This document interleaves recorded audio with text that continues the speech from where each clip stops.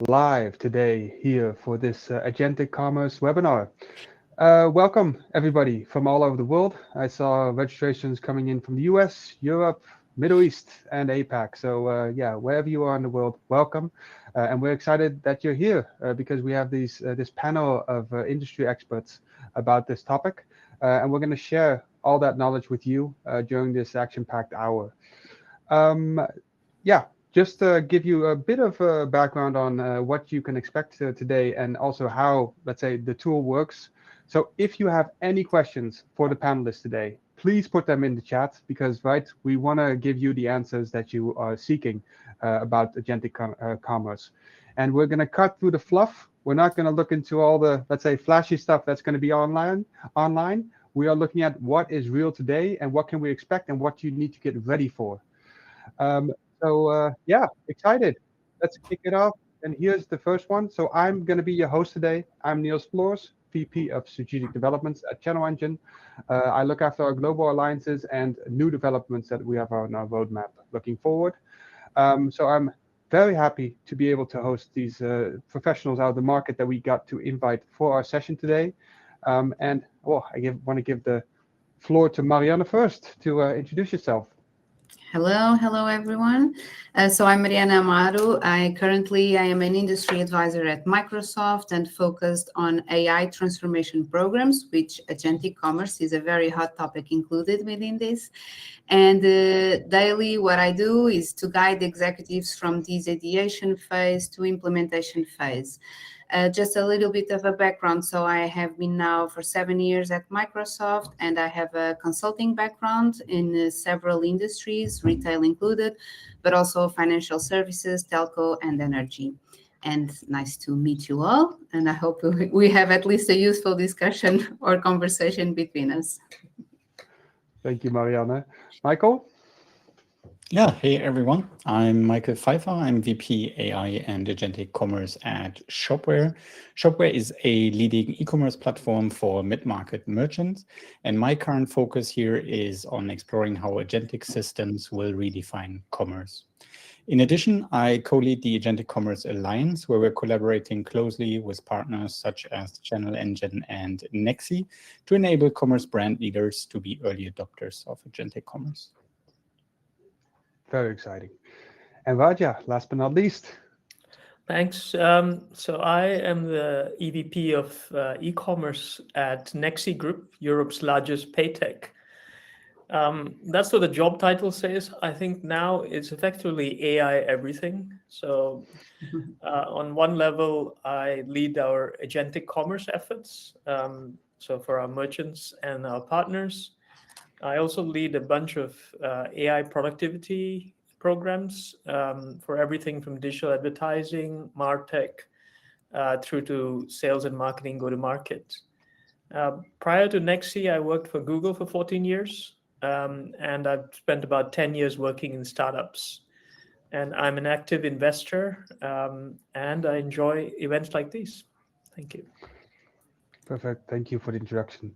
So we have the great minds from Microsoft, Nexi, and Shopware here, and of course a bit of background from Google that we're going to put in the session today to see, let's say, what the future will bring for us. First of all, I think Michael, you touched upon us already, the Agentic Commerce Alliance. Can you tell us a bit more about what that really is and what the Agentic Commerce Alliance does for the market? Yeah, sure, happy to. So with the Agentic Commerce Alliance, our goal is to enable commerce brand leaders to be early adopters of agentic commerce. And for merchants, this includes readiness assessments, predictable enablement frameworks, adoption playbooks, and many more. And for vendors, we believe that no vendor can ultimately alone realize the promise of fully autonomous commerce end-to-end, all the way from intent through discovery, checkout, fulfillment, and aftercare. And this is why we initiated the Agentic Commerce Alliance to collaborate with partners across the entire commerce journey.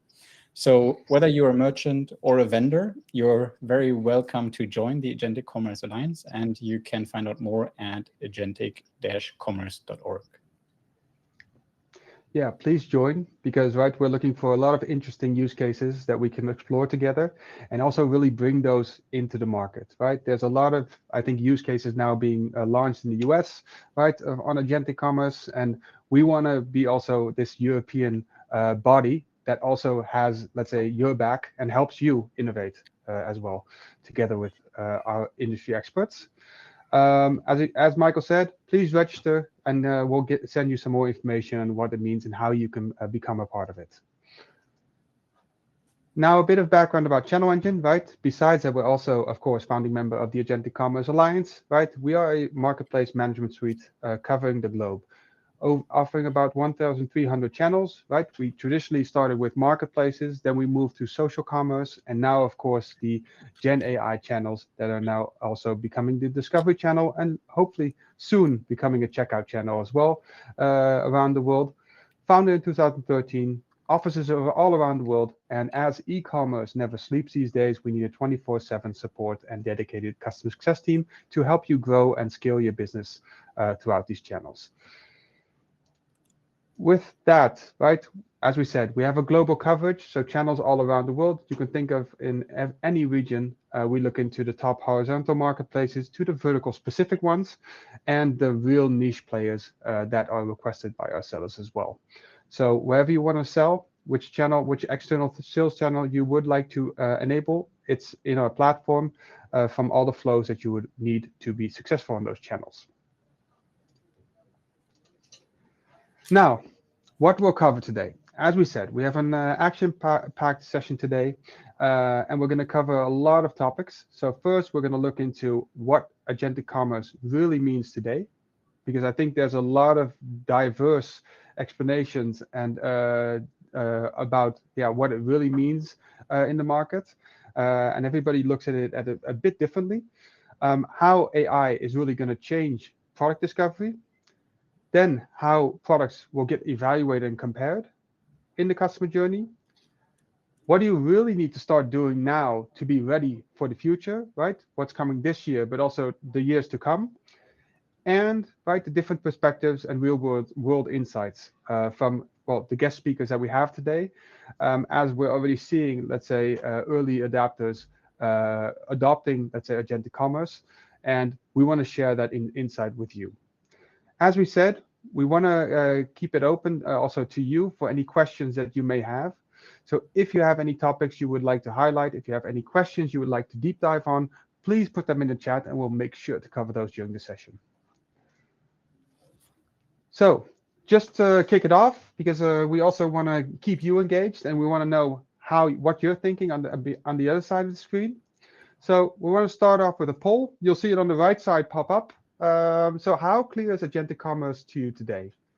So give us your answer in the poll. So is it very clear? I know how it works. Pretty clear, but still figuring things out.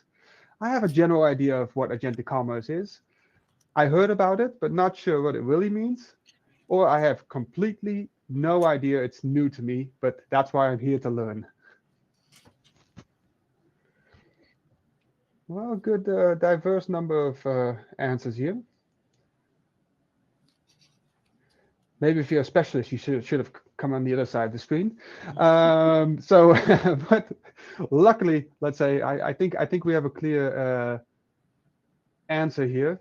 So everybody does have a general idea, and I think that is, let's say, what we generally see in the market as well, because it is very new, right? And I'll show you a bit of, let's say, what the timeline has been that agentic and agentic commerce has now come to the market. So, but good to see, let's say, what the knowledge level is here in the group as well. So just to give you a bit of context here, right, about the rise of agentic commerce, right? This is just a bit of a timeline that you can set the perspective here on how quickly this all evolved in the, let's say, the past years, right? I mean, November 2022 was when, right, OpenAI ChatGPT launched, right? It has in between there, right, then until 2024, we got Amazon Rufus online. Then we got AI overviews with Google, Agentic Commerce Protocol with MasterCard. Then the agent on Alibaba was launched, ASIO. And then you saw, let's say, a huge launch of agentic and AI commerce enablers that came into the market.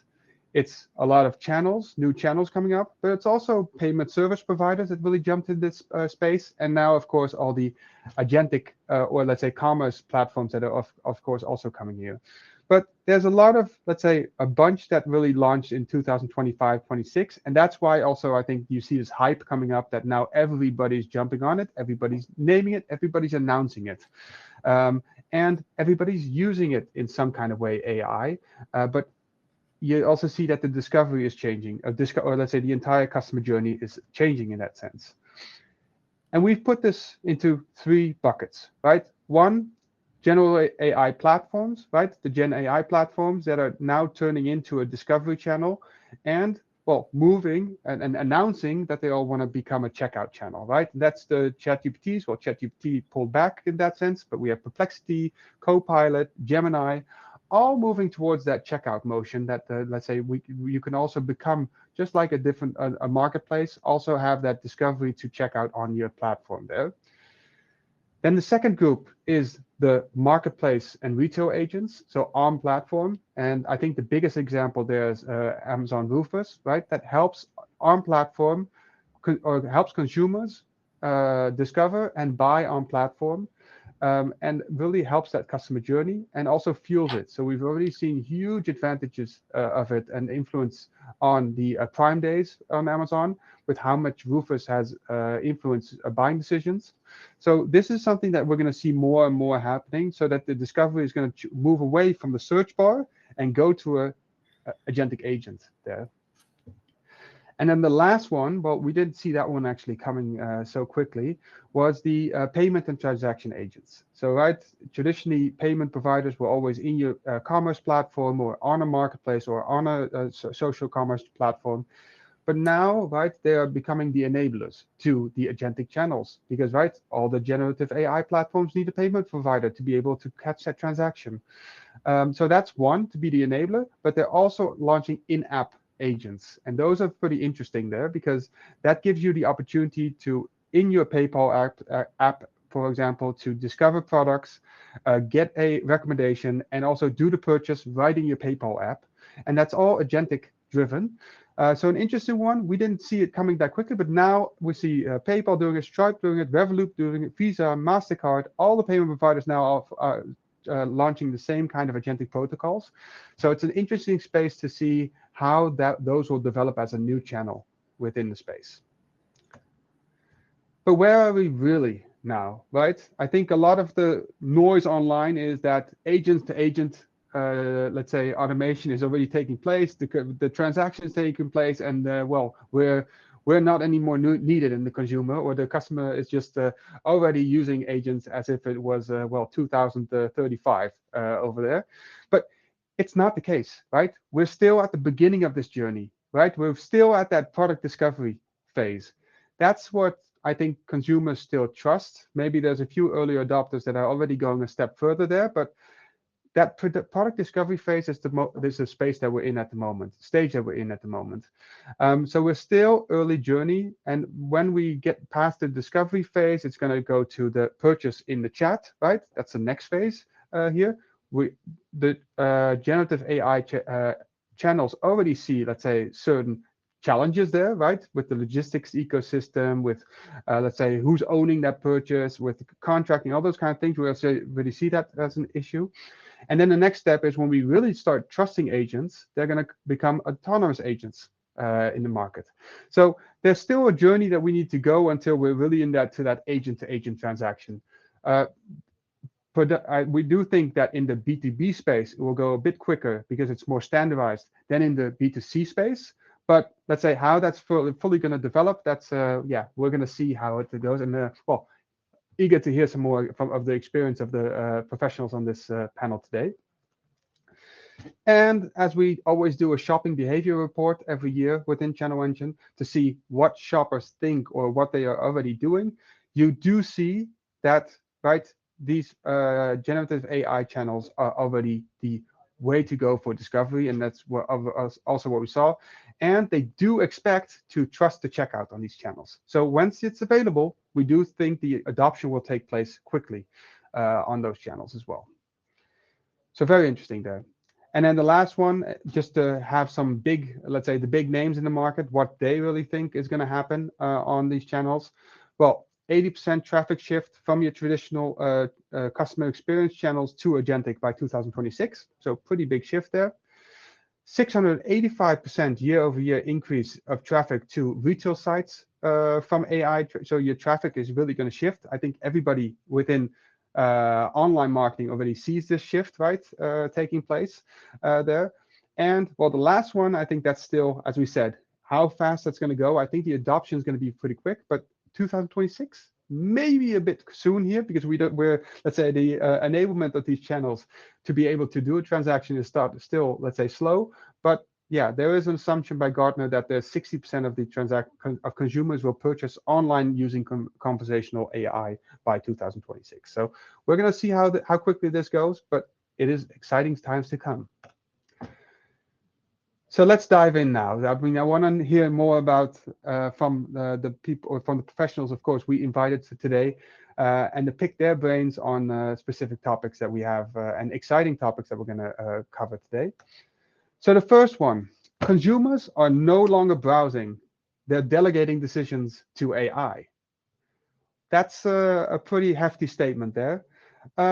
Mariana, so what do you think is really going to happen, or actually going to happen with that discovery? Oh, we don't hear you somehow.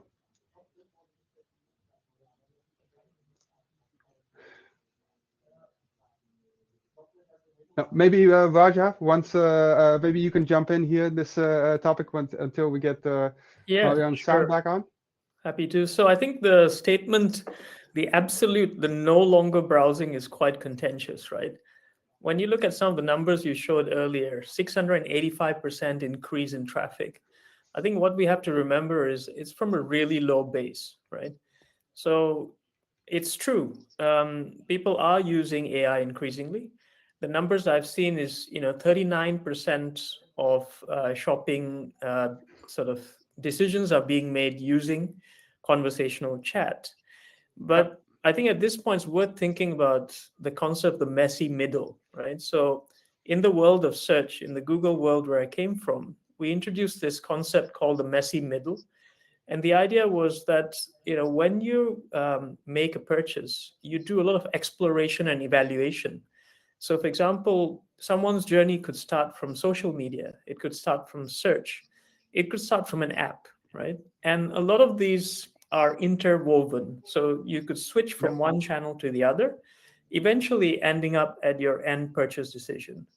And I think AI is no different, right? So yes, many journeys are currently influenced using ChatGPT, Perplexity, and Gemini. But I think it's probably unfair to discount these other channels. I think another point probably worth calling out is that, the way the messy middle is changing is that more and more of that exploration and evaluation is happening in-app, right? So as opposed to the search world where you would switch and sort of pivot between channels, increasingly the agent can help you identify the products and services that you want, advise you on how suitable they are, but that journey still mostly ends on the merchant website. Sorry. Yeah, no. So it's still the traffic is going to the merchant's website, right? So there's the traffic, so it doesn't stop on the platform. So it's still complementing your own channel or other channels that you're using in your mix. Mariana, are you back online? I think I'm back. Yes. Yeah, we're back. Okay, We good. hear you. Good. Yeah.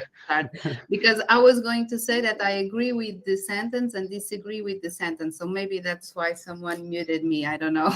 Okay, yeah, no, that's someone on the back there. Yeah. Provoking on that one, and let me explain why I agree with the sentence, and that clearly consumers are no longer browsing and they are delegating decisions to AI. But as you also pointed out before, some decisions in the present. So I definitely believe that lots of decisions in the future. But if we consider today, What the consumers are delegating is the discoverability part, the comparison part, the recommendation part, because these new models and assistants, they provide some kind of results that are already recommendations, right? So everything from on that end is delegated to AI. What we don't see clearly delegated to AI, it's still the purchase part, like you were saying. And so even in terms of, from an industry perspective, in terms of numbers, what we have is like a clear consumer behavior shift. And like, if you want to take one outcome or one lesson from today, is real this one, because we are not hearing a trend. We are seeing here a clear consumer behavior shift with the adoption of these large language models. And we do have these studies that you pointed 60%. I think there are a lot of studies from all the strategy consultancy firms, different geographies, different age ranges. But I think we can summarize that at least plus 50 or 60%, and these numbers are even higher if we are only talking about Gen Z. Definitely, these are people that have already engaged with an AI-powered search today, an AI agent, an AI assistant to discover, compare, and recommend. But when we are talking about the purchase part, believe it or not, we have less than 1% of shoppers that ever purchased through an LLM. So we are talking about a lot of these protocols and a lot of these players that are now joining the ride for the purchase, but it's clear, like either in pilot phase or not even adopted in some cases, for example, for Europe, where I'm based. So that's why I started saying that I agree and disagree, because it really depends on the phase of the customer journey that we are considering. Having said that, and because we are in this clear consumer behavior shift, as I was saying, this usage of AI assistants have a clear impact on the customer journey. So another key takeaway from this is that we all should be aware that now discovery phase is compressing. We don't have no longer consumers browsing for hours, and so the journey is much more shorter now. The consumers are presented with a set of options, and I believe we will address also this topic later about the AI visibility and what is a consumer seeing or not and why. And so also this impact on the customer journey, of course, then it impacts retailers. So a retailer that it's now having a browsing strategy, so planning for a browsing strategy, is somehow losing time and money and wasting money on it, because this is, as I was saying, a clear consumer shifting, and so retailers need to be prepared for that. So that, I think, is one of my last thoughts on this one. Even if some years ago, and some years we can go back to 2022, this would be somehow a futuristic concept that will have an AI assistant for all this customer journey. I think right now it's a reality for consumers, and the adoption is now a mix between the early stages of discoverability until the purchase, where we have a less adoption, because also the maturity of the technology and the process is not there yet. Yeah. It's like the video they showed that one time with the mobile phone, right? That nobody thought they would use the mobile phone. They thought they were crazy, but now, right? It's here. It's coming quick. So make sure that you're ready for it as well. And it's also a bit of a generation, I think, right? So there's still, let's say, the older generation that's still, let's say, using the traditional more, let's say, let's say, really on the beginning of using these kind of tools. But the new generation, they're all, let's say, I think it's going to be a huge impact there, because yeah, they want that short customer journey. They want the direct results. They don't want to be searching 2 to 3 channels and then need to do all the comparison themselves. They trust the AI tools to do so. But if we're then looking into this, right, the next statement: sales channels are not losing relevance; their roles just being transformed. So, Michael, right? If you think of, let's say, because right, you from a shopper, right, you focus on your own shops there, but also other sales channels, because we integrate them together there. So, how do you see this? So, what's your opinion on this statement? Yeah, I think it's definitely an interesting statement. I would say at Shopware we would co-sign it. As far as channels are concerned in agentic commerce, we distinguish between owned and non-owned environments. So non-owned environments are the new AI channels, such as answer engines like ChatGPT, but then also the existing channels like search engines and other third-party channels.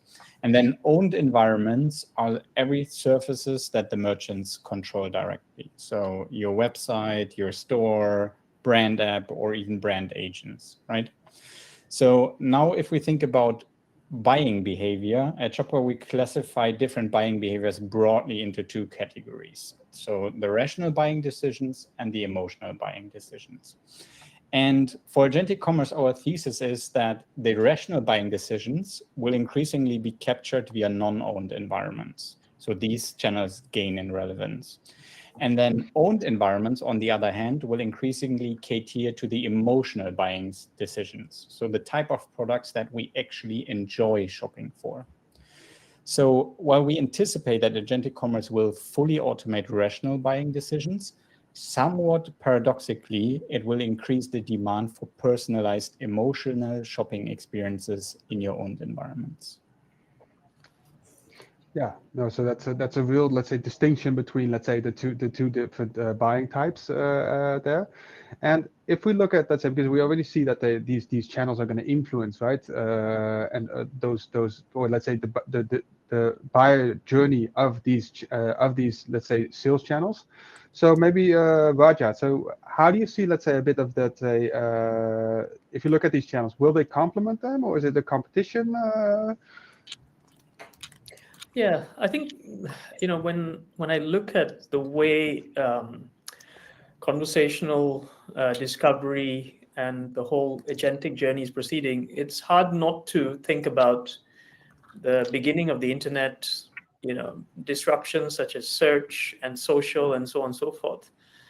And, you know, what you find in these cases is that the channels that are, in economic terms, perfect substitutes or close substitutes. So, for example, print, right? You know, back in 20 years ago, we would be searching for things in print media. Some of us might have even remembered using the yellow pages, right? Now, unfortunately, for some of these channels, they were pretty much perfect substitutes for the online equivalent. And what you see is for those, you know, they have lost dramatically in terms of relevance. Now, in other cases, I think, you know, building on what Michael said, some of these are complementary, right? So I completely agree that, you know, things like storefronts, you know, your website, you know, a range of places where you can create a brand experience. These are highly complementary channels. And what's interesting is that in sort of recent months, you have large brands that have doubled down on this emotional, on the emotional impact that these channels can bring about. So I think, you know, there was news that Victoria's Secret, New Balance, you know, many of these are creating experiential stores that are complementary to that rational decision making that, you know, Michael was saying that will happen.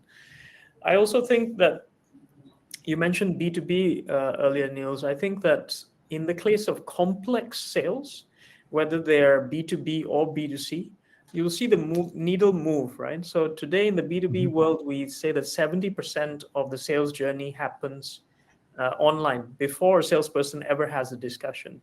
I think that number, you know, in business products and in consumer products and services will move much further, because the chatbots can assist you in a way that an actual, you know, salesperson could. So broadly, agreeing with Michael, there'll be some casualties along the way for sure, but the takeaway for everyone is invest in your brand, right? Because that's where you have the biggest opportunity to influence this stuff. Yeah. Yeah, thanks for that. And maybe Mariana, do you have anything, let's say, do you want to add to this topic? Because as, let's say, the sales channels, and you guys are also, of course, well, becoming a sales channel on your side. Yeah. No, and also to add maybe an industry perspective on this topic, in a way that because we are not specifying on each of the verticals, right? And of course that if we are talking, for example, about a luxury brand, the brand owned sites and the physical stores is much and will continue to have a lot of relevance, regardless maybe how consumer is interacting with AI. But then if we are talking more about grocery or even specialty retail and things like that, in particular where price sensitivity is very high, then these sales channels online and the marketplace and so on, they become even much relevant, and the AI plays a critical role here. So I think it also depends. So just to build on what Michael and Raja was saying, it really depends. And Raja, you were saying work on your brand, exactly like that. So be also aware of your context, of your competition, and how you want to please all the consumers in the different channels that we have. So I think my takeaway on this would be that sales channels are not losing relevance. We just need now to include this agentic commerce behavior also, and understand how this agentic commerce will affect the remaining sales channels as well. Yeah, it will affect them in some way, right? And I think in different stages of the journey there, and then it's also when, but stay relevant, because then what type of channel also, right? Some channels will, as Raja said, right, you can move the needle further and further, and then they can take over the entire channel. But some channels just have such a strong backbone, or let's say services or logistics or whatever, right, that is set up correctly there, or that you need to be successful, that will always stay relevant in the journey. But touching on, because Mariana, you talked a bit about the competition, right? So I think staying ahead, I think that's the interesting part here. So if we look into in AI-driven commerce, right, not being understood means not being proposed. And early movers are more likely to secure visibility. So is that the case? Will you, if you move quickly or first now, let's say, have that mover advantage there? Or maybe I'll throw this around to you, Raja. What do you think? Yeah, absolutely. So I think what's unusual about this disruption is the speed at which it's happening, right? There was a study that was recently released by Stanford's HAL lab that studies AI very closely. And they said that something like 53% of the world's population has already embraced AI, much faster than any trend that's ever come before that. And so I think, the point about early movers is very relevant. When I look back to the earlier disruptions that we discussed, search, social, smartphone, and even video, the early movers had a huge advantage. They had that advantage because it takes a level of testing and iteration to actually figure this stuff out, right? It's not really clear in the beginning of any of these trends what you need to do. But what is clear, you need to make investments in people skills building, in tools, and processes. And so that's exactly what the early movers are doing today. And what also became clear with some of these earlier disruptions is that when you make those test and iterate investments, you create a sense of sort of sustainable competitive advantage. So one is that organizational advantage that you create.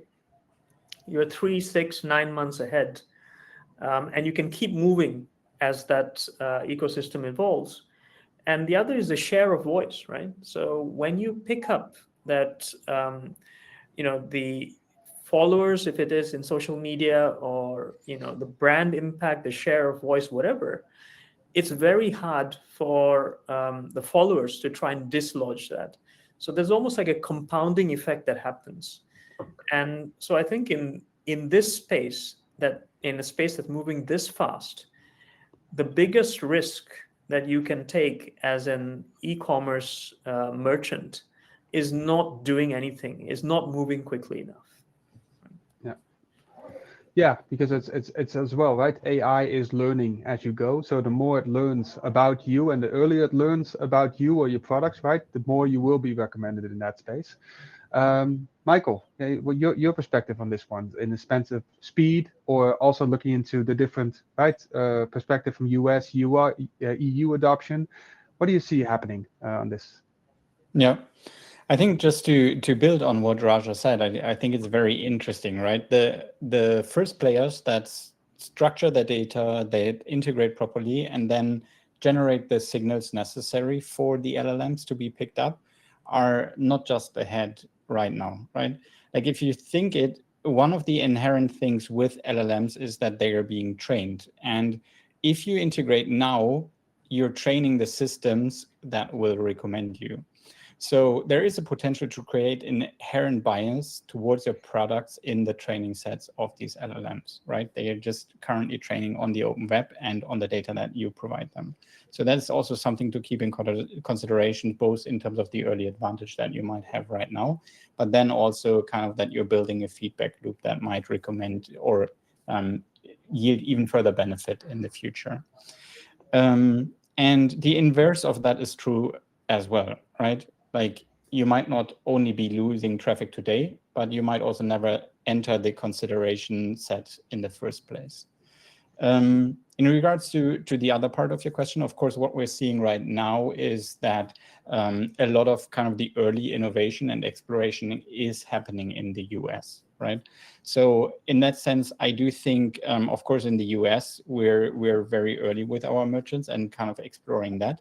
But then also for merchants in the EU or like other regions of the world, it's really important to pay close attention and kind of consider the learnings that can be made so that you're ready when all of those channels become available and all this additional functionality becomes available in your region.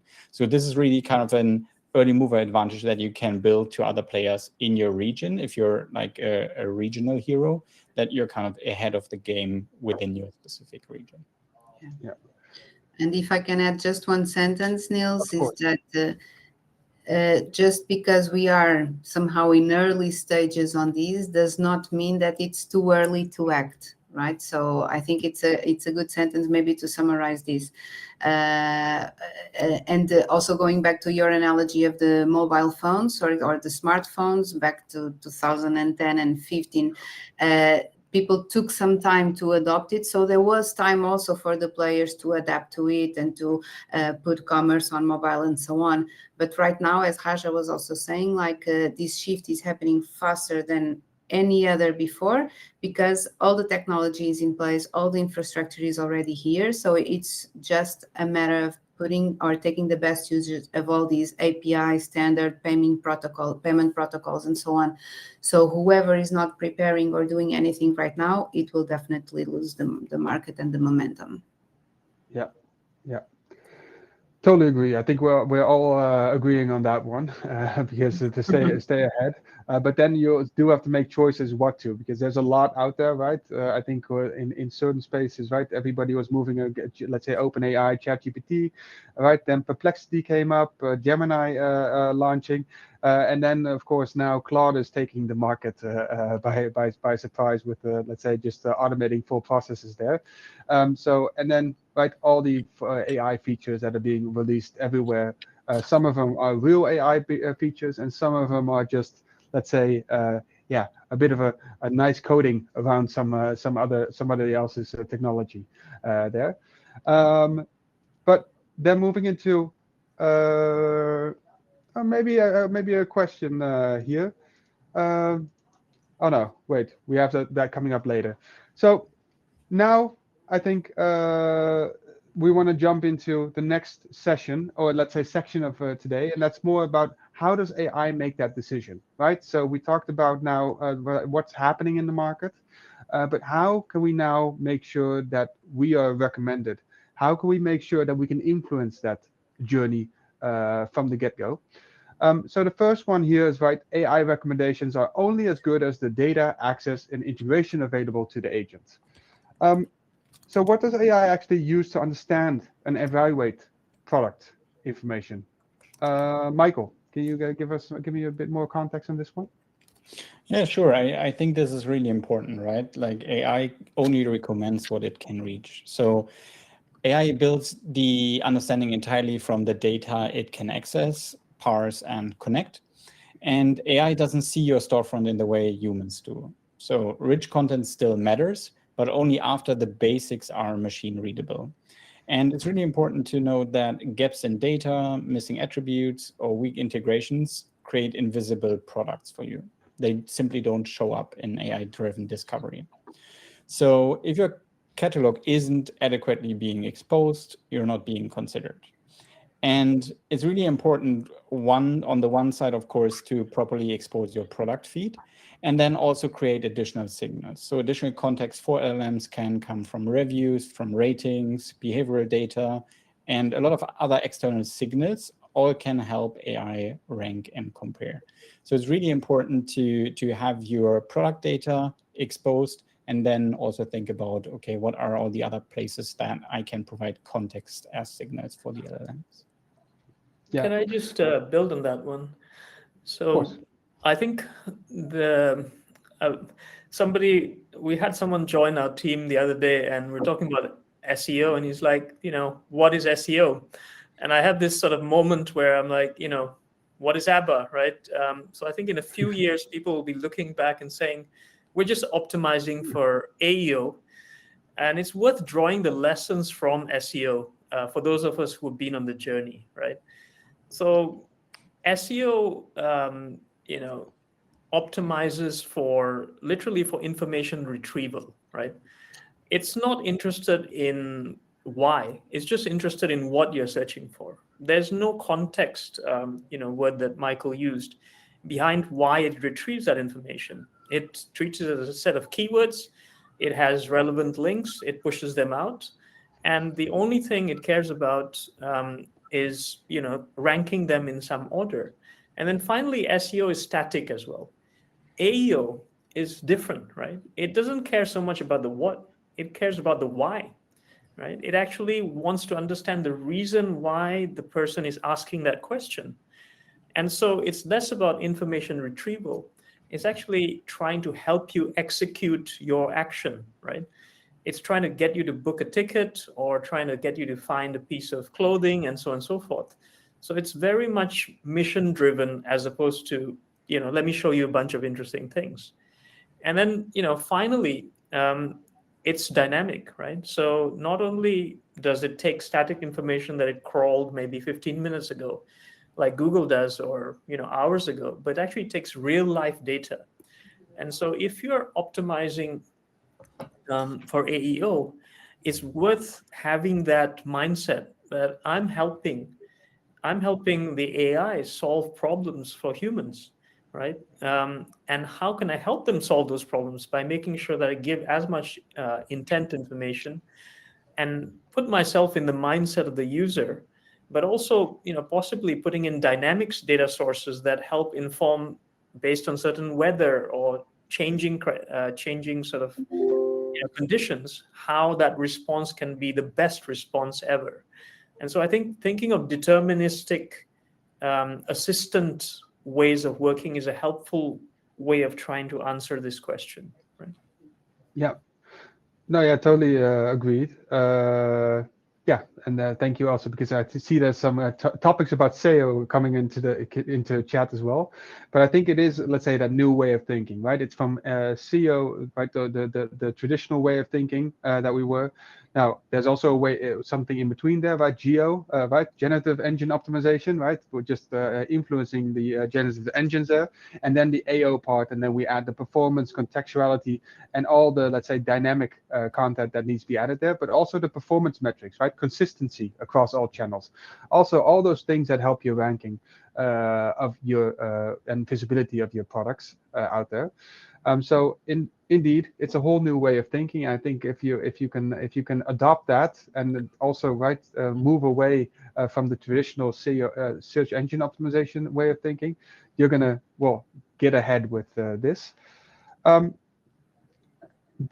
on top of that, let's say, right? So how that AI is thinking. So right, AI discovery comparison again. So AI does not match keywords, right? It decides whether your product fits the intent here.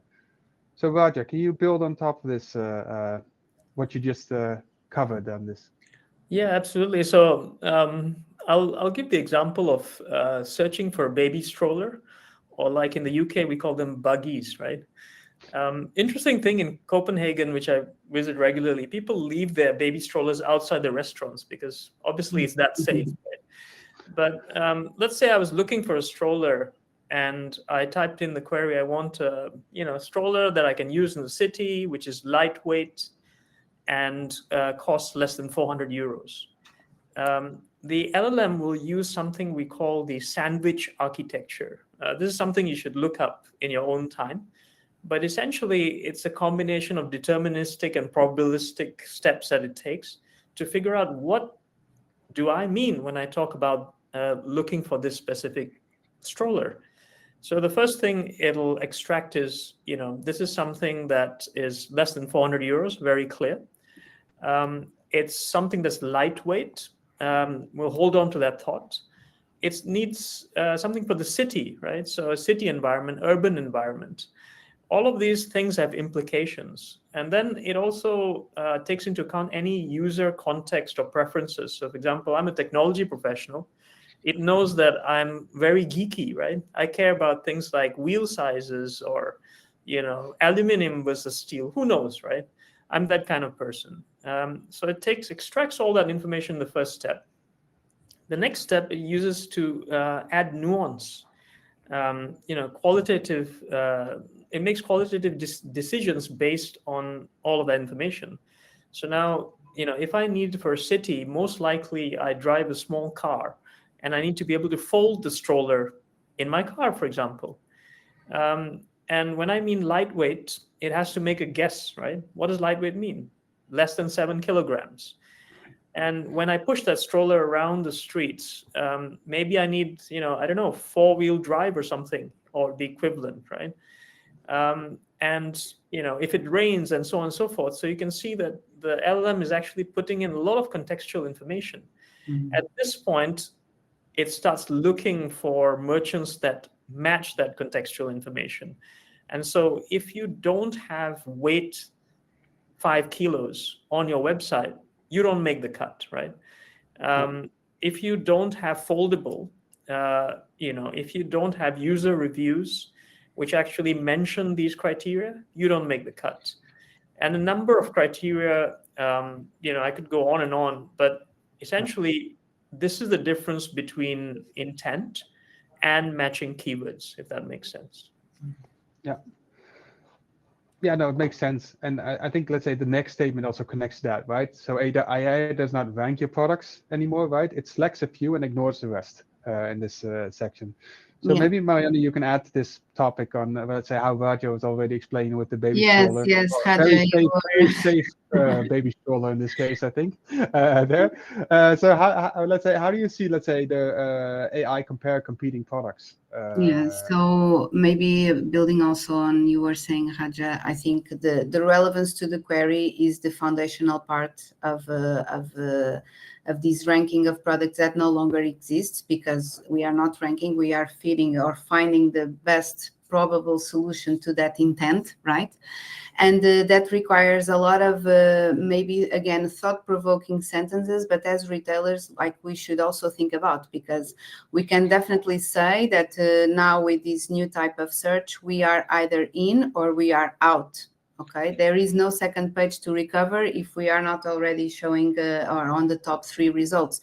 So another one is that the top 3 of these LLMs is now what used to be the top 20 when we were browsing. So competition intensifies, and also if we don't have then the clear structure and the product catalogs and can be structured, unstructured data and so on, to pass the first filter, then it's completely difficult to then be seen. So that's why we talk about now of all these AI visibility imperative. We need to understand, or as a retailer, we need to understand how my brand is actually showing in all the models, and then to adapt. So maybe just as a checklist of things and information that AI is using to make these decisions, it is structured product information, and this is the most important one. Like Raja was saying, you need to have the best structured product information, otherwise AI will not pick you up.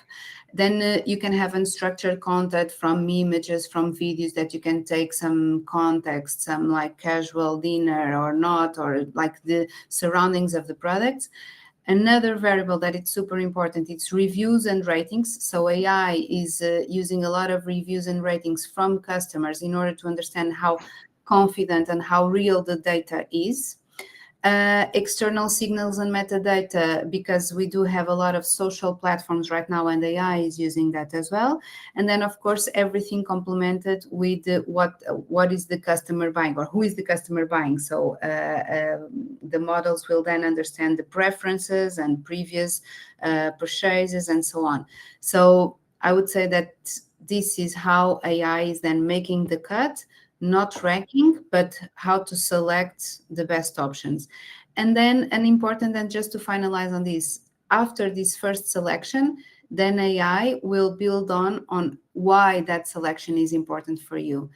So be also mindful that whenever those maybe maximum 3 products are recommended, then they will be enhanced, they will be valued, and AI is doing that as well. Yeah. So it is, let's say, that important part, right? It's the let's say the geo or the AO, right? Part, but really getting, let's say, recommended at the first stages, and being, let's say, the early adopt, also early stage, right? That you are, let's say, also learning the LLM to be, let's say, to recommend you and to, well, to be part of the cut, right? Otherwise, it's going to take a long time to get, let's say, to the stage that you're going to be recommended by an agent. And as you said, content is an essential one. I know how challenging getting good content was in the past for retail brands, only to get search engine optimization right. I am eager to see how this works in the future when they need to optimize for LLMs and have the full contextual data placed there as well. Raja, I saw you unmuting yourself. You want to add something to this? Yeah, topic? so a couple of points. I think Anil in the chat is asking, is there any chance to connect to custom sources to supply additional data? I think based on my knowledge, the agent doesn't currently do that. All it does is look at your site and grabs the information from the site. But what is worth worrying about, I think Mariana touched on that, is that if you go too broad, and in the CEO world, it was okay to go too broad.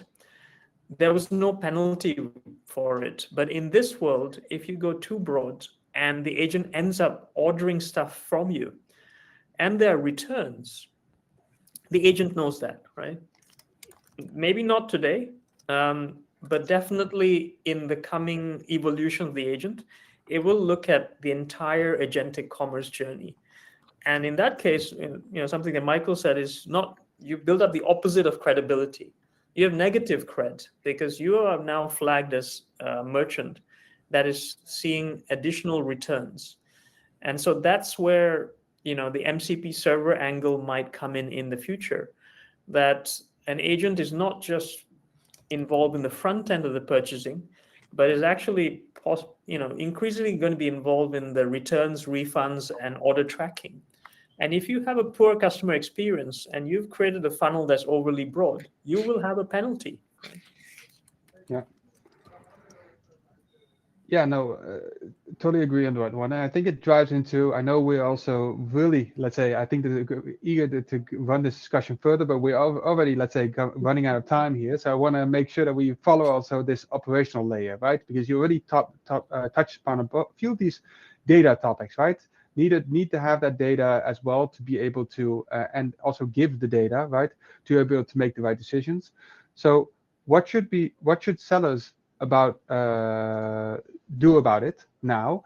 And that's maybe, let's say, that operational preparation, right? So how do these sellers operationally prepare for the agentic world, right? So AI readiness is not new work, right? It's fixing the data you already know is broken. I can say that this is my favorite then. Okay, Mariana, you're up here. Please. No, because sometimes it looks like now AI is inventing all these requirements in terms of data, but as an industry expert also and being here for some years now, data has always been the problem of, I would say, all retailers and even the cross-industry problems. So the foundations AI requires are the ones that the industry has seen for the past years, and we have daily conversations about data and about unified data and how to break the silos. But right now, this is really imperative. So I think the sense of urgency is because no agentic will work without data. Data is really the backbone of all these agentic success. So maybe I think I'm positive saying that maybe this agentic now will somehow accelerate some of the projects that were behind, but definitely provide complete and quality data like we have been saying, and plenty of data like Raja was saying. It's not needed like 5 attributes, we need maybe 50 or something. The more that we can get, it's rule number 1. And then the other areas that one retailer should invest is then, okay, optimize your product content for being AI readable. So the geo topics that we were saying, also leverage again the reviews and even encourage contents related with reviews and product reviews, because that part of the intent and recommendation will definitely be in and considered.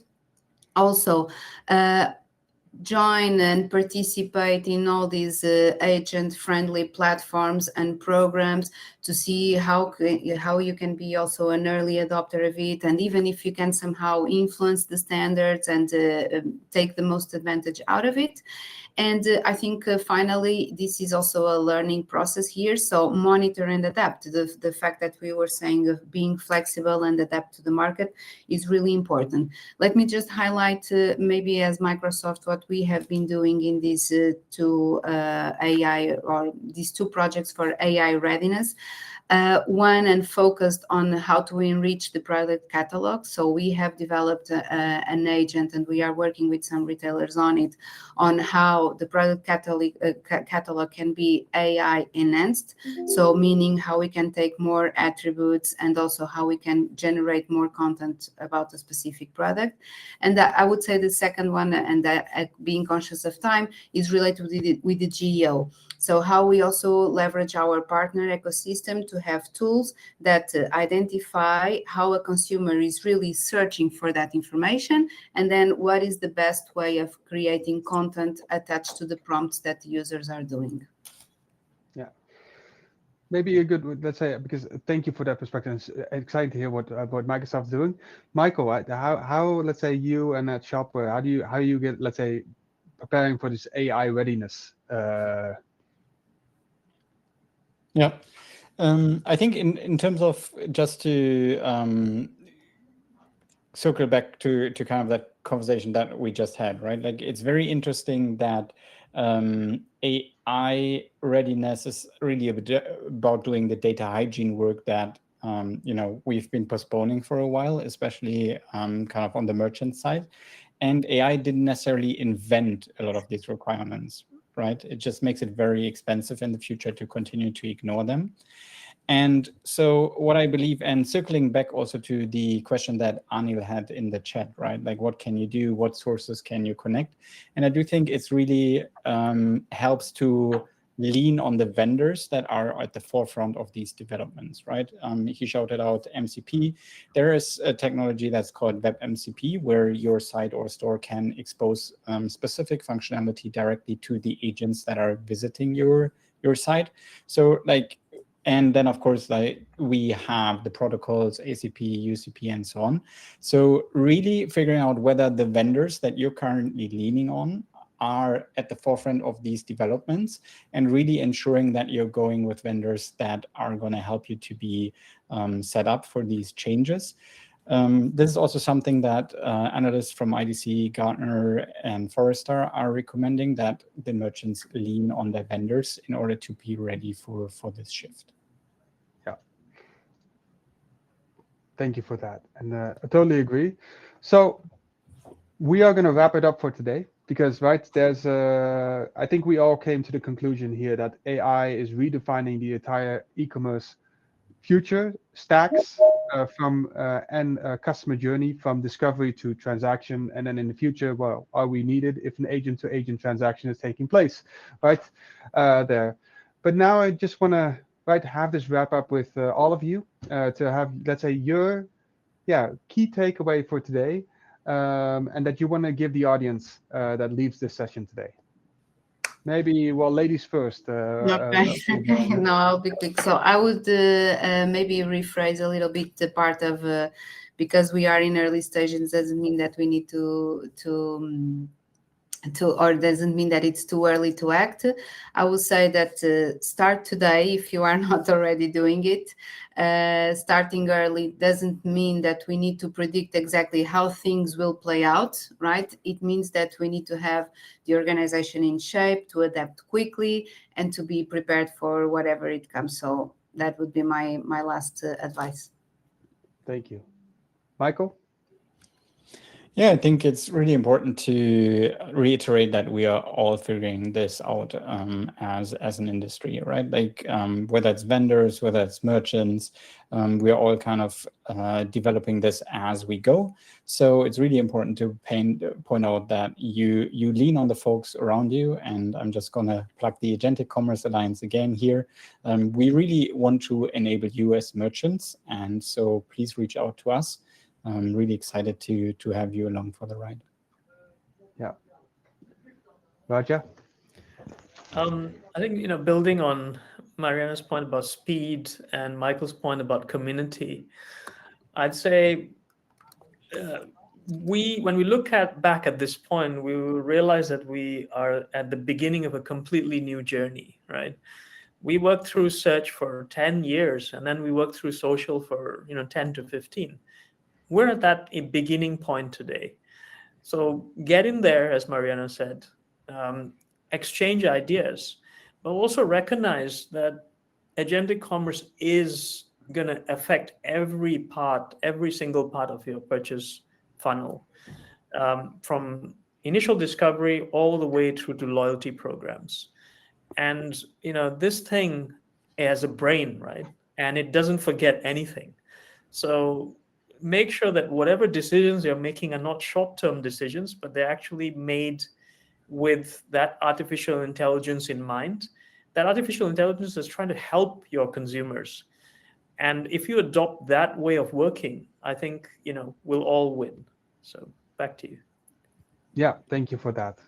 Yeah, no, thank you all for your insights today.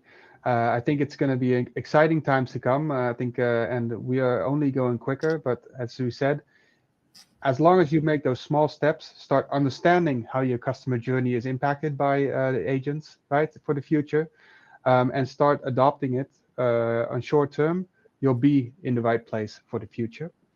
So with that, I want to thank everybody for coming. Thank you for sharing all your insights and knowledge with the listeners here and the viewers.